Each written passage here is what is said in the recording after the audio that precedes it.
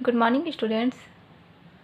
Lesson 1 मानचित्र और मानचित्र का अध्ययन पढ़ रहे थे। तो आगे आज हम देखेंगे मानचित्र के प्रकार की। जो मानचित्र होती है वो कैसे होती है, कितने प्रकार के होते हैं, उसे हम कैसे जान सकते हैं, इसके बारे में देखेंगे। तो चलिए बुक की ओर ध्यान देते हैं। मानचित्र कई प्रकार के हो सकते हैं, जैसे प्राकृतिक मानचित्र, राजनीतिक मानचित्र और विषयगत मानचित्र। मतलब मानचित्र कई प्रकार के भी हो सकते हैं। जैसे यहाँ पे फॉर एग्जाम्पल के तौर पर बताया गया है कि प्राकृतिक मानचित्र, राजनीतिक मानचित्र, विषयगत मानचित्र, इस तरीके से भौगोलिक मानचित्र भी होते हैं। आगे देखते हैं। पृथ्वी की प्राकृतिक आकृतियों, पर्वत, पठार, मैदान, नदी, महासागर आदि। तो इस तरीके से प्राकृतिक जो आकृति है उस आधार पर क्या क्या दर्शाया जाता है, पर्वत, पठार, मैदान, नदी, महासागर आदि को दर्शाने वाले जो मानचित्र होते हैं उसे क्या है, प्राकृतिक मानचित्र कहते हैं। जो पृथ्वी या किसी भूभाग के भौतिक स्वरूप की जानकारी देते हैं। इससे हमें क्या पता चलता है कि जो पृथ्वी या फिर किसी भूभाग जो है उसकी भौतिक जो स्वरूप है उसे हमको क्या मिलती है, जानकारी मिलती है, हमें पता चलता है।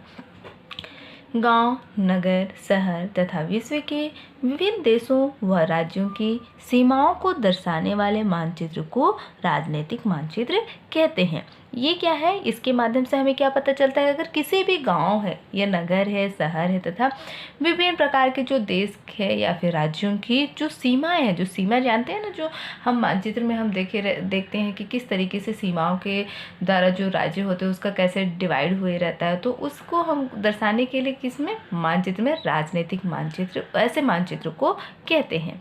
मानचित्र जो किसी विशेष वस्तु विशेष की जानकारी प्रदान करते हैं उन्हें विषयगत मानचित्र कहते हैं। जो हमें विशेष तौर से विशेष जानकारी जो हमें मिलती है उसे हम विषयगत, मतलब किसी एक विषय को लेकर या जो विषय से संबंधित जो हमें जानकारी प्राप्त होती है उसे क्या कहेंगे, विषयगत मानचित्र कहते हैं। जैसे कि परिवहन, ताप, वर्षा, वन, उद्योग, जनसंख्या आदि के वितरण को दर्शाने वाले मानचित्र। तो इस तरीके से हमने क्या देखा कि जो विषयगत मानचित्र होती है उसके अंतर्गत हमें परिवहन, जो कि क्या है, विशेष वस्तु विशेष की हमको जानकारी मिलती है। तापमान होगी तो इसी तरीके वर्षा, वन, जनसंख्या, इसकी हमको क्या है, इन सारी चीज़ों की जानकारी हमें मिलती है। आगे कहा है कि भारत के राजनीतिक तथा प्राकृतिक संदर्भ मानचित्र का निम्नांकित बिंदुओं के आधार पर अवलोकन करते हुए तालिका में सही का निशान लगाएं कहा है। जैसे कि यहाँ पे कॉलम बना हुआ है, यहाँ पे पूछा गया है, जैसे क्रमांक दिया है 1 2, तो इस तरीके से आपको नेक्स्ट पेज में भी मिलेंगे। विवरण, राजनीतिक मानचित्र, प्राकृतिक मानचित्र। जैसे कि यहाँ पे पूछा गया है सागर व महासागर के रंग, वो किसके अंतर्गत आएंगे, राजनीतिक मानचित्र के अंतर्गत या फिर प्राकृतिक मानचित्र के अंतर्गत। तो ये दोनों में आप लोगों को चूज करके जो बताया गया कि कौन से किस मानचित्र के अंतर्गत आएंगे उसे आपको इन जो बॉक्स दिए गए हैं उसमें आप लोगों को भरना है। तो इस तरीके से जैसे यहाँ पहले जो क्वेश्चन किया गया है कि सागर व महासागर राजनीतिक मानचित्र में नहीं आएंगे, तो कौन से आएंगे, प्राकृतिक मानचित्र। तो इस तरीके से आप लोग आगे सॉल्व कर सकते हैं। इस तरीके से यहाँ पे आप लोगों को और भी दिए गए हैं कॉलम, तो इसे आप भरने की कोशिश करें।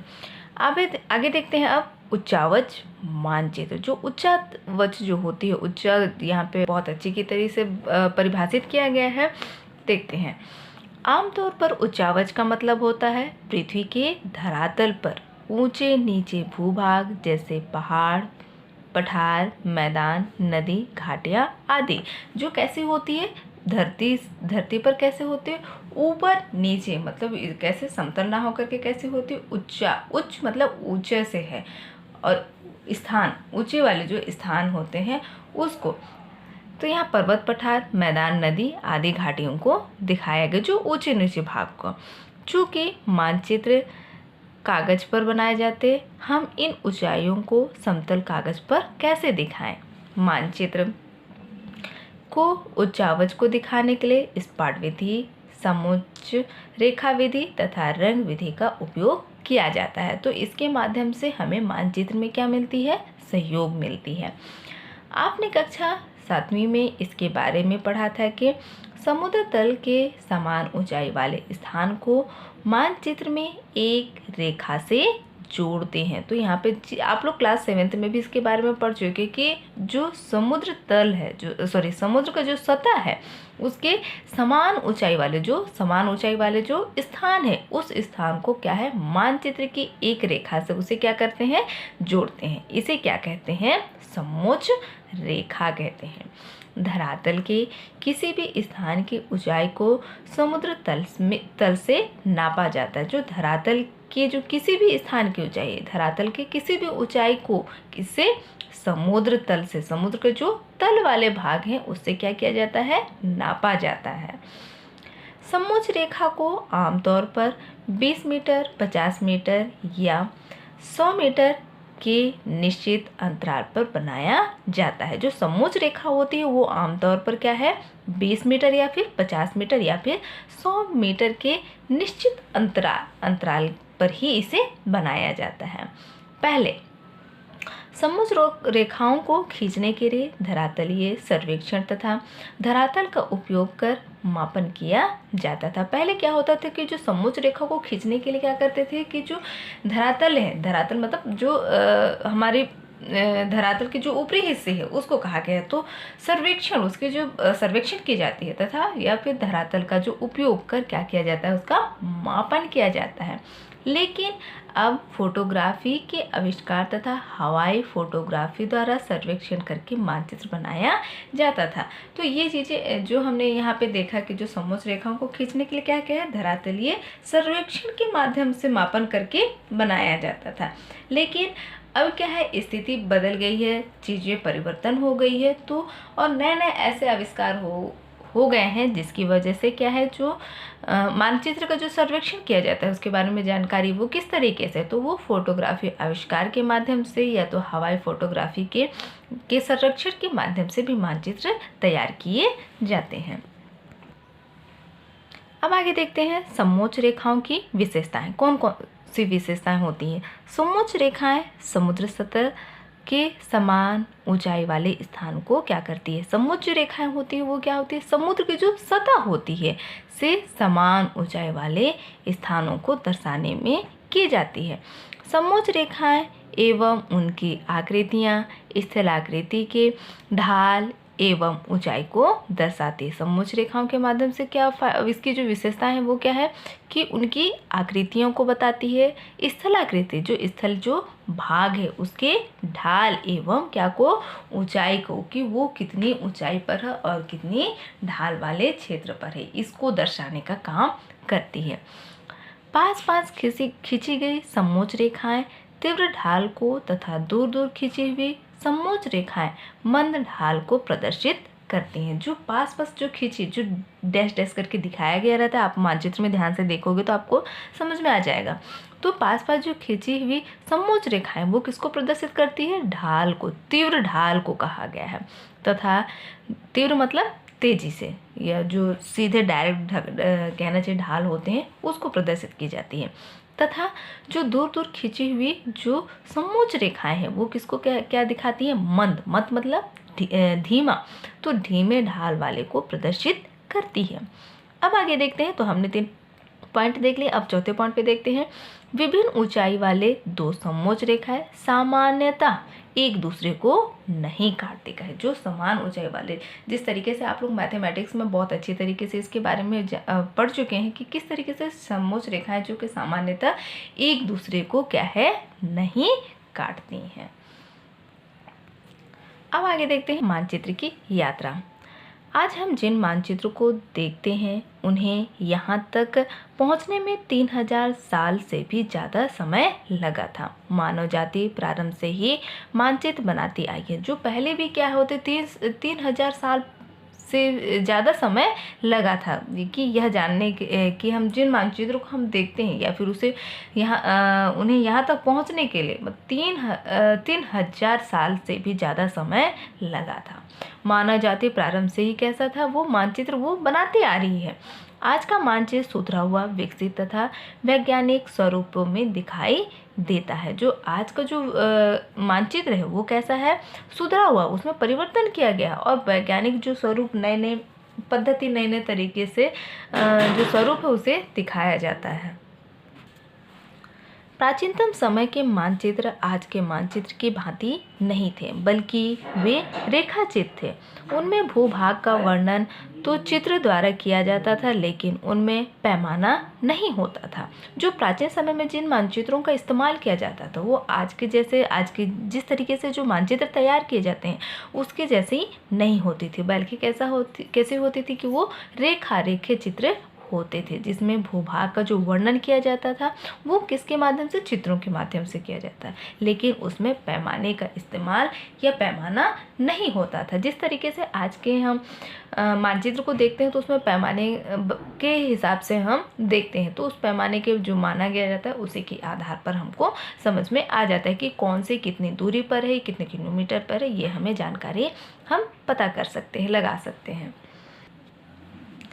यह निश्चित है कि इतिहास में मनुष्य अपने ज्ञान का संवर्धन पृथ्वी के धरातल का भ्रमण करते हुए अवलोकन के आधार पर करता गया है और साथ साथ मानचित्र भी विकसित होते गए।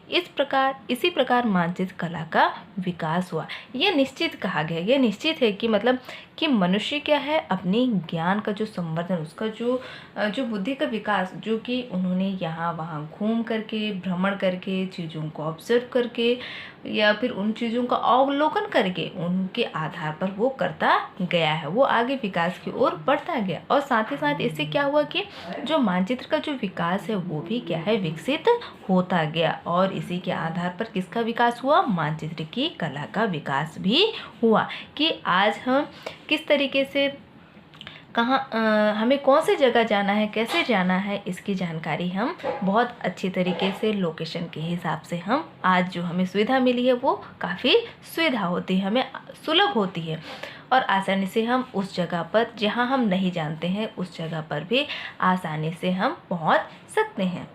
तो ये क्या है, किसके, मानचित्र के विकास की वजह से ही ये सब संभव हो पाया है।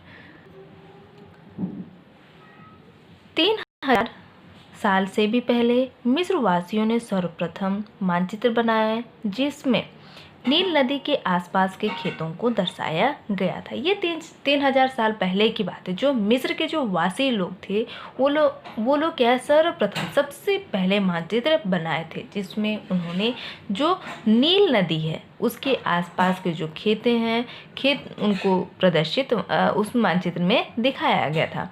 अतः यह अंदाज लगाया जा सकता है कि प्राचीनतम मानचित्र जमीन के स्वामित्व दर्शाने के उद्देश्य से तैयार किए जाते थे। जो उस समय के कहा गया है, जो मानचित्र जो इस्तेमाल किए जाते थे वो क्या है, उसको देख करके ये अंदाज लगाया जाता था कि प्राचीन समय में जो जमीन के स्वामित्व जमीन के जो मालिक होते हैं उनको दर्शाने, दिखाने के उद्देश्य से तैयार किए जाते थे। आजकल हर तरह के मानचित्र पटवारी के पास होते हैं जिसमें गांव के खेतों का मानचित्र या नक्शा होता है। जो आज के जो मानचित्र होते हैं वो जो बने होते हैं भूभाग से संबंधित या जो स्वामित्व जो होते हैं, भूमि के मालिक होते हैं, उनकी सारी जानकारी किसके पास होती है, पटवारी के पास होती है। जिससे क्या होता है, गांव के लोगों का मानचित्र या क्या होता है, नक्शा होता है जिसमें जो स्वामित्व या जिसकी जो भूमि के जो मालिक हैं उसकी कितनी ज़मीन है, कहाँ है, इसके बारे में पता चल सकता है उस नक्शे के माध्यम से। इन मानचित्र से यह पता चलता है कि कौन कौन सी ज़मीन किसकी है। मानचित्र में छोटे क्षेत्रों को बड़ा और विस्तृत दिखाया जाता है ताकि भूमि के उपयोग का पता लग सके।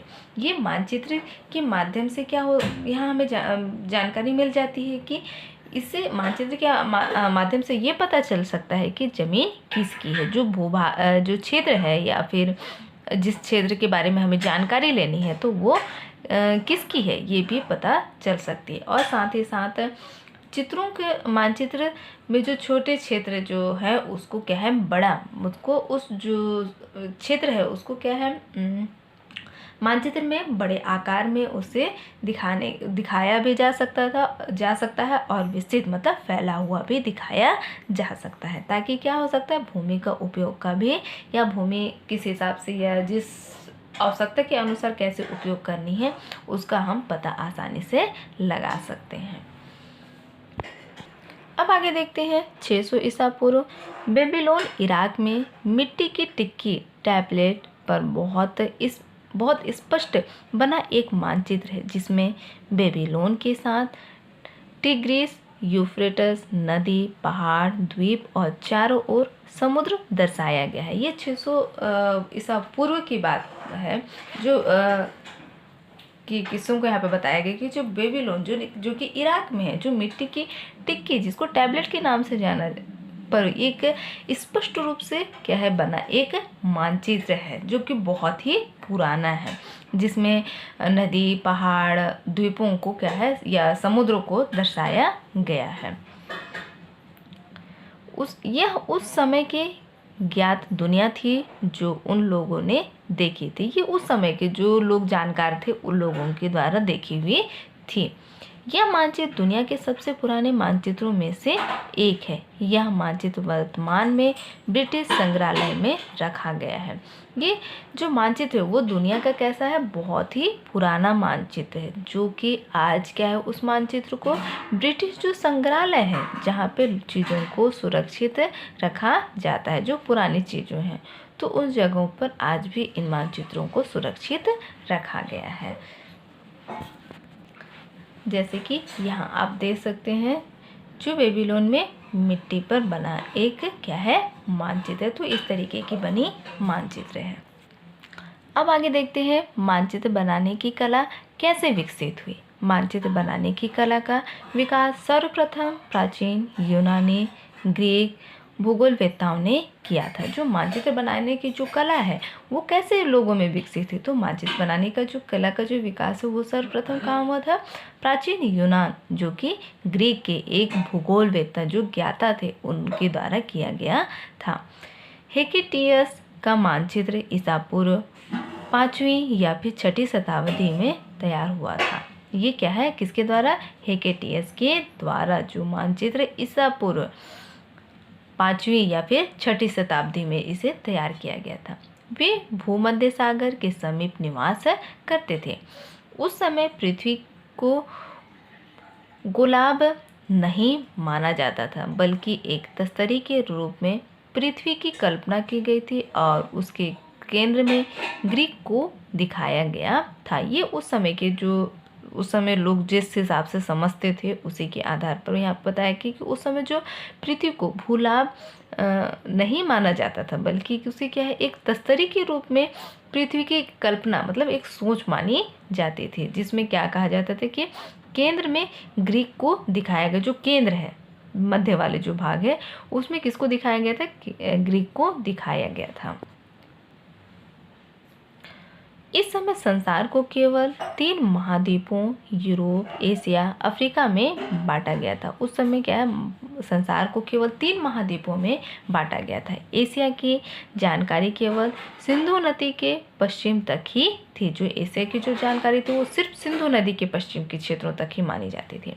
ग्रीक राज्य के पतन के बाद जब उसका पतन हो गया, उसके बाद में कौन सा साम्राज्य उदय में आया, रोमन साम्राज्य का उदय हुआ। पे एक रोम साम्राज्य जो थी उसका वहाँ पे उदय शुरू हुआ, जिसका क्षेत्रीय विस्तार मध्य यूरोप, फ्रांस, इटली, ब्रिटेन तथा एशिया माइनर तक था। जिसका जो विस्तार जो क्षेत्र था वो क्या है, मध्य यूरोप, फ्रांस, इटली, ब्रिटेन तथा जो मध्य माइनर है वहाँ तक था।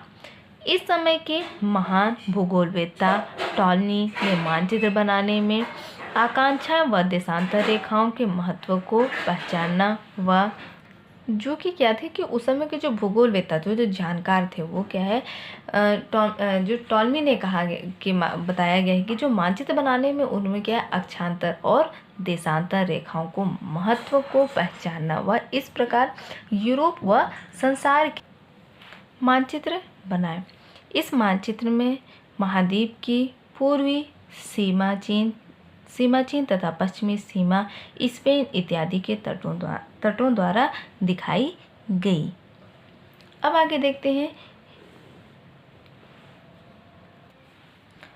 दूसरी सदी में रोमन साम्राज्य के पतन के पश्चात यूरोप में दूसरे से 7वीं सदी तक वैज्ञानिक सोच का पतन हुआ। ये क्या कहा कि दूसरी सदी में कहा गया कि जो रोमन साम्राज्य का जो पतन होने के पश्चात यूरोप में दूसरी से क्या है 7वीं सदी तक क्या है वैज्ञानिक जो सोच थी उसका क्या हो गया, पतन हो गया। इस कारण मानचित्र कला का भी पतन हो गया। जो वैज्ञानिक जो सोच थी उस सोच जो क्या है वहीं तक वो खत्म हो गई। तो इसलिए क्या हुआ कि उस समय इस वजह से मानचित्र का भी पतन हो गया। अब आगे देखते हैं। 11वीं शताब्दी में उल इदरीसी एक प्रसिद्ध अरब नक्शानवीस जो नक्शा बनाते हैं उन्हें नक्शानवीस या कार्टोग्राफर कहते हैं तथा जो अपने राजा के लिए नक्शे बनाया करता था। उनके द्वारा बनाए गए मानचित्रों के बारे में दिलचस्प बात यह है कि वह दक्षिण दिशा को ऊपर की ओर और उत्तर दिशा को नीचे की ओर दर्शाता था तथा नक्शे के केंद्र में अरब को दिखाता था। जो उस समय के जो कार्टोग्राफर जो होते थे वो क्या है राजाओं के लिए नक्शे तैयार किया करते थे। तो उन नक्शे में क्या होता था, मानचित्र बनाते थे तो वो क्या है दक्षिण दिशा को क्या है ऊपर रखते थे और उत्तर दिशा को वो नीचे की ओर दिखाया जाता था। और उसके जो केंद्र होते थे, नक्शे के जो केंद्र होते थे उस पर किसको दिखाया जाता था, अरब को दिखाया जाता था। तो इस तरीके से क्या है उस समय जब 11वीं शताब्दी में जो मानचित्र बनाने का या नक्शा बनाने का जो तरीका था वो इस तरीके से इस्तेमाल किया जाता था। मानचित्र कला का विकास पुनः 13वीं शताब्दी के बाद हुआ जब यूरोप में समुद्री यात्राओं के लिए दिशाओं की सही जानकारी की आवश्यकता महसूस होने लगी। जब मानचित्र कला का जो विकास जब पुनः कौन सी सदी में 13वीं शताब्दी में हो जब शुरू होने लगा, जब उसकी विकास की जब उन्हें आवश्यकता महसूस होने लगी।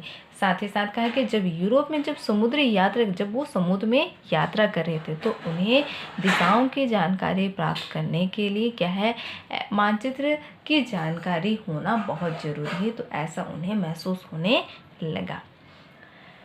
इस समय प्रथम ग्लोब का भी निर्माण हुआ। इस समय Marco Polo, Columbus, Vasco da Gama, Ferdinand Magellan व कैप्टन कुक ने लंबी यात्राएं की और उस समय के महाद्वीपों व महासागरों के ज्ञान को आगे बढ़ाया। जो उस समय के जो यात्री थे वो क्या करते थे, वो लंबी दूरों तक वो क्या करते थे, सफ़र करते थे और लंबे समय सफ़र करते, जो कई महाद्वीपों कई महासागरों को वो पार करते हुए विभिन्न तरह की जानकारियों को इकट्ठा किया और उसे उन्होंने आगे भी बढ़ाया। इस दौरान यूरोप में 16वीं शताब्दी में छापने की मशीन का आविष्कार हुआ जिससे मानचित्र का निर्माण आसान हुआ। ये एक नया दौर था जो कि यूरोप में कौन सी सदी में 16वीं शताब्दी में जो छापने की मशीन मतलब छापाई की जो मशीन होती है उस मशीन का क्या होने लगा, आविष्कार होने लगा। जिससे सुविधा क्या मिली कि जो मानचित्र का जो निर्माण हो रहा था, जो बनाया जा रहा था उसमें क्या हुई, आसानी आई, लोगों को सरलता आई उसमें करने में। अब आगे देखते हैं। मार्को पोलो ने सन 1254 से 1324 अपनी यात्रा यूरोप के वेनिस शहर से शुरू की। जो क्या थे, मार्को पोलो जो थे उन्होंने जो समुद्र की यात्रा जब शुरू की तो उन्होंने वेनिस शहर से शुरू की थी। वह थल मार्ग के द्वारा यूक्रेन, इराक, यरूशलेम होते हुए चीन पहुँचे। जब जो मार्को पोलो जिन्होंने समुद्र की यात्रा शुरू की तो उन्होंने थल मार्ग से होते हुए थल मार्ग तो उन्होंने यूक्रेन हो गए, इराक हो गए, यरूशलेम ये सब जगहों को पार करते हुए कहाँ पहुँच गए थे, चीन पहुँच गए थे। और 1292 में मार्को पोलो समुद्र के रास्ते पूर्वी चीन से वियतनाम, मलय प्रायद्वीप, सुमात्रा, निकोबार द्वीप समूह, श्रीलंका तथा भारतीय पश्चिमी तट तक पहुँचे। तो इस तरीके से 1292 में मार्को पोलो ने समुद्र के रास्ते से होते हुए वो उन्होंने क्या है वियतनाम, मलय प्रायद्वीप, सुमात्रा इन सारे जगहों से तटीय क्षेत्रों में पहुँचते हुए वो कौन से भारत, श्रीलंका, भारत के पश्चिमी तट तक वो पहुँच गए। मतलब जो उनकी जो यात्रा थी वो बहुत लंबी यात्रा उन्होंने की। तो स्टूडेंट्स आज के लिए हम इस लेसन से यहीं तक पढ़ेंगे। आगे की जो है चैप्टर के जो कुछ भाग है वो नेक्स्ट वीडियो में देखेंगे। आप लोगों के लिए होमवर्क है, आप लोग इसे भरने की कोशिश कीजिए कि भारत के जो राजनीति तथा प्राकृतिक संदर्भ में जो मानचित्र का निम्नांकित बिंदुओं के आधार पर आप लोगों को अवलोकन करना है और इस अवलोकन में आप जिस तरीके से यहाँ मैंने फर्स्ट नंबर पे बताया तो उसी के आधार पे आप लोगों को यहाँ पे लिखने की कौन से राजनीतिक मानचित्र हैं, कौन से प्राकृतिक। तो इस तरीके से आप लोगों को 1 से लेकर के नेक्स्ट पेज में 8 तक दिए गए हैं, इसे आप लोगों को होमवर्क करना है। आज के लिए यहीं तक। Thank you students, take care.